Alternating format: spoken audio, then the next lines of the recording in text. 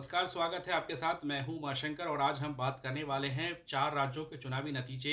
अब से थोड़ी देर के बाद क्लियर होगा कि इन चारों राज्यों में किसकी सरकार बनने जा रही है। अगर तेलंगाना की सबसे बात करें तो बीजेपी 4 सीटों पर आगे है, कांग्रेस 41 सीटों पर आगे है और बीआरएस 22 सीटों पर आगे हैं। वहीं राजस्थान की बात कर लेते हैं तो बीजेपी 71 सीटों पर आगे है, कांग्रेस 75 सीटों पर आगे है और अदर्स 9 सीटों पर आगे है। वहीं छत्तीसगढ़ की बात कर लेते हैं, जहां पर बीजेपी 30 सीटों पर आगे है, कांग्रेस 44 सीटों पर आगे है और अदर्स 2 सीटों पर आगे हैं। वहीं मध्य प्रदेश की अगर बात करें तो बीजेपी 65 सीटों पर आगे है, कांग्रेस 84 सीटों पर आगे है और अदर्स 7 सीटों पर आगे हैं। इन चारों राज्यों के विधानसभा के नतीजे कहीं न कहीं 2024 के लोकसभा पर बहुत ज़्यादा असर डालने वाला है, क्योंकि हिंदी बेल्ट में अगर देखा जाए तो मध्य प्रदेश, राजस्थान और छत्तीसगढ़ ये 3 ऐसे राज्य हैं जहां पर हिंदी बेल्ट है। और इन तीनों राज्यों में कहीं न कहीं इस बात को लेकर देखा जाता है कि ये कहा जा रहा है कि जो पूर्वी राज्य हैं, खासकर जो हिंदी बेल्ट में नरेंद्र मोदी का जो जादू है वो बरकरार है। तो अगर इन तीनों राज्यों के चुनावी नतीजे अगर कहीं न कहीं बीजेपी के खिलाफ अगर जाती है, तो निश्चित तौर पर 2024 का जो लोकसभा चुनाव होगा बहुत मायने में दिलचस्प होने वाला है। हालांकि फिलहाल जो रुझान मैं आपको बताने जा रहा हूं कि मध्य प्रदेश में 65 सीटों पर बीजेपी आ गया और कांग्रेस 84 सीटों पर आगे है।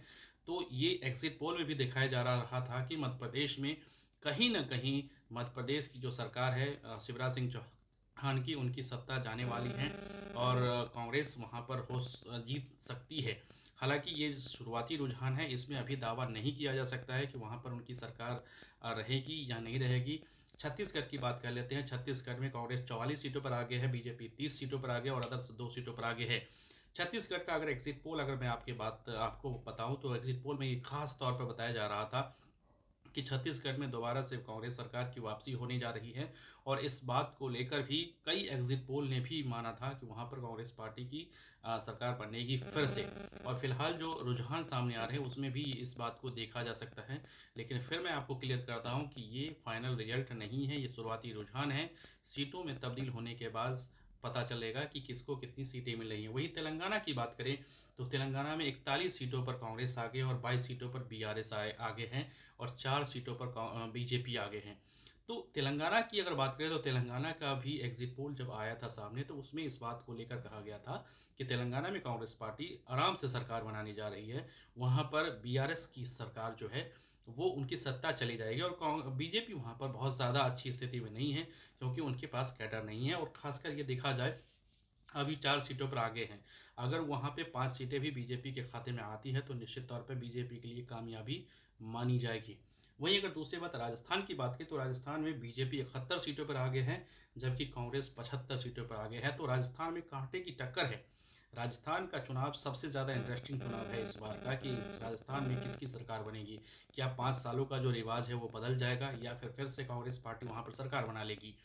इस बात को समझने के लिए कहीं न कहीं आपको 10-11 बजे तक का इंतज़ार करना पड़ेगा और साफ तौर पे क्लियर हो जाएगा, क्योंकि ये भी शुरुआती रुझान है, कहा नहीं जा सकता है कि किसकी सरकार बनेगी, किसकी नहीं बनेगी। लेकिन इतना तो तय है कि कांग्रेस पार्टी को लेकर ये कहा जा रहा है कि वहां पर वापसी कर सकती है राजस्थान में भी।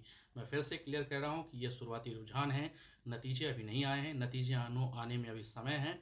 लेकिन कहा यह जा रहा है कि हो सकता है कि राजस्थान में कांग्रेस पार्टी की वापसी हो जाए। छत्तीसगढ़ में तो वापसी हो ही रही है और तीसरी बात, तेलंगाना में कांग्रेस पार्टी सरकार बना रही है, ऐसा दावा किया जा रहा है।